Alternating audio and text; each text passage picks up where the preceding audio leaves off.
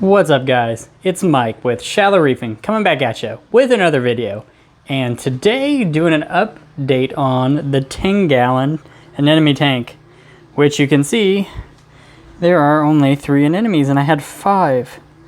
And well, yeah, and you got the rock flower and then you got the carpet mini maxi, but there were 5 rose bubble tips. Now there's only 3. So what happened? Well, they are in this basket right here because they are not doing well. Let's see, am I totally blued out? There's one. Where the heck did the other one go? Oh, there's 2 right there.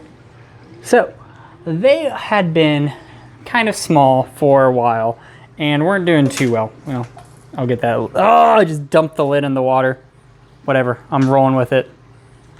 There we go.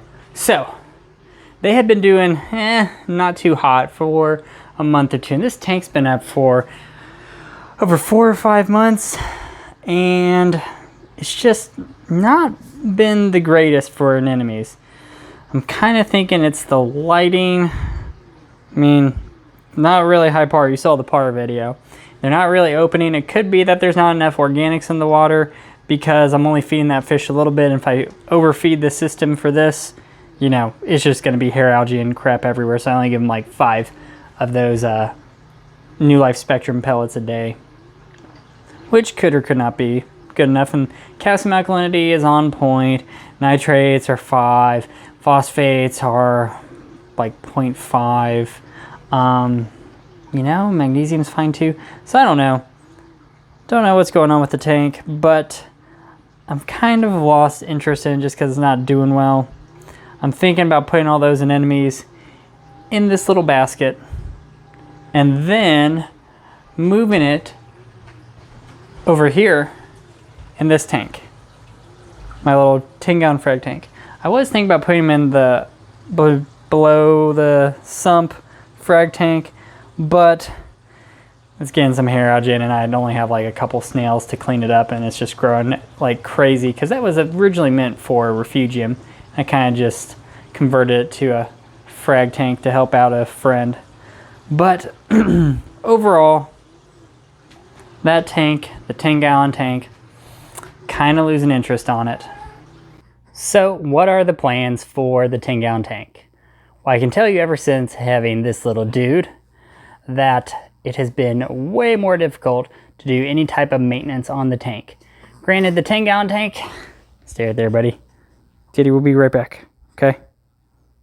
Or not. Or you're just gonna hold on to me. Okay, well, doing any type of maintenance on the tank has been kind of difficult, especially water changes. Now, what I'm thinking about doing is future-proofing the fish tank and fish room. So that way, when, you know, duty calls, like daddy duty, right, Daniel? Boop. Okay, when daddy duty calls, I will not have to worry too much about the tank. Sorry, the panel's off. I'm thinking about kind of just shutting this tank down and parting out the anemones, putting them in here, getting them healthy, listing them for sale, sell them and be done, because I'm kind of, you know, over anemones. I don't want anything stinging any of my corals in these tanks. And kind of converting this into a little quarantine tank for fish in the future when I, you know, actually get some fish for an upgrade. Maybe one day when I get my future 200-gallon. I don't know.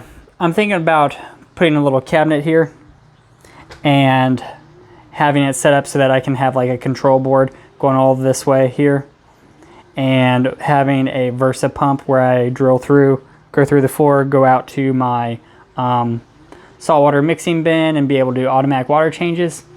If I can get a nice little cabinet, that'd be great. If not, I have this whole side here that I can kind of just put the Versa on for now and have it running this way and have all the pipes still running that way, because you always want to future-proof your hobby. And with this hobby, you know, I do want to go bigger. 80 gallons is great. It's a great view. I love it, but I do eventually want to upgrade to that 200-gallon because I know the Hippo Tang is getting a little big. So I could just keep that tank the way it is and have automatic water changes set up using this as a stand, going over there and using this as a makeshift quarantine tank, because I do want to kind of get some more fire dart fish in the tank, but I'm never going to not quarantine in the future. I mean, it's ridiculous not to quarantine when you have this much to lose. So don't really know where the future of that little tank is going, but if you have any comments or ideas, put them in the comments down below and let me know, and I'll try to figure out what I want to do and what route I want to go with this tank. Also, comment and let me know if you guys like the new camera lens. I'm loving it. I'm thinking about redoing my intro because this tank looks so much better with these lenses from Reefing Art as opposed to the, you know, Pop Lab V2 coral viewing lens. I mean, it just looks great. So, all right, that's about it for this time, guys. If you got any comments, questions, or ideas on what I should do with the 10-gallon anemone tank, or semi-anemone tank at this point, leave them down below and I will take that in consideration. Maybe I'll change some stuff up. I'll see you next time. Well, time to end the sad tale of the 10-gallon anemone tank. Well, overall, the anemones did not do well in this tank, and I'm not quite sure why. It could be the flow, it could be the lighting, but I'm kind of stripping the tank down and it's turned into a catch-all tank. Have some mushrooms in here and some acros that I just had in the sump. They weren't doing too well because they kept getting stung, so I threw that in there. But I have a guy who's buying out all the rock and anemones in this tank. So this rock with 3 anemones on it, this rock with the mini maxi, and some anemones in here. But I didn't even get to finish posting the video about it. So what's the next step for the 10-gallon tank? I think I might just do some softies. So I do have a Kenya tree in the main display that I want to get out. I do have a cabbage leather, and I do have some mushrooms and zoas I probably want to just throw in here and kind of spread out the tank. Well, the main display, get some more room in it and take it from there. But I'll keep you guys posted on this. If you think I should do this, let me know. It's too late now, but this tank wasn't as successful as I'd hoped for it to be. I'm thinking it might be due to lighting and flow because the parameters are almost identical because the water legitimately comes from the other tank. The rocks came from the other tank. The media came from the other tank. Everything was the other tank, so it was like an instant cycle.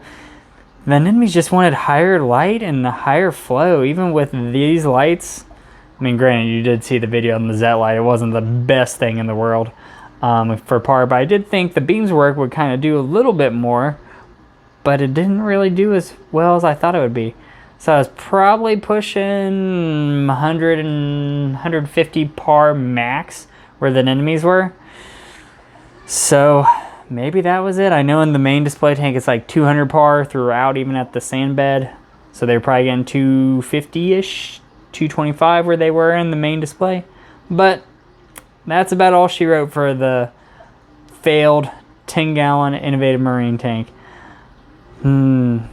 Yeah, kind of a sad story. But moving on to the next step, we'll do some easy zoas and or maybe LPS will get in here. I don't know. This acro is just going to stay in here for the time being. I don't care if it pales out. It's whatever. It's been stung to high hell.